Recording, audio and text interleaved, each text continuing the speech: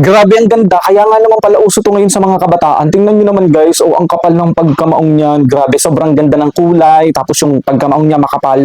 Mura lang pala yung ganitong pants, saka tinaray ko lang kung magugustuhan ko kung bagay sa akin. 200 plus lang yan guys. Ganito na kaganda yung maong mo jogger yan, maong denim.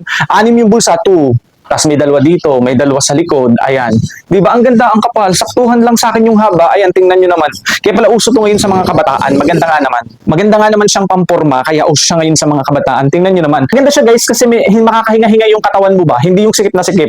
Kasi yung straight siya eh, yung makakahinga-hinga yung balat mo. Kumbaga maluwang siya sa ganito, magaan, makakakilos ka ng maayos, di ba? Hindi yung sobrang higpit. Kaya naman uso to ngayon sa kabataan. Ang ganda-ganda nga naman pamporma, pampasyal, pan-date dito, di ba? O, teternohan mo lang ng dami, tapos naka-rubber ka, di ba? Sobrang ganda ng pants na to. Sakto lang sa akin yung haba nito, ayan. Di ba tingnan nyo naman, ang kapal ng pagkamaong nito, grabe, sobrang ganda, sulit kayo dito. Malalalim yung bulsa nito. Ayan, tingnan nyo naman, oh. Tapos yung ano nito, yung ito, ayan, garterize yan, oh, garterize, di ba?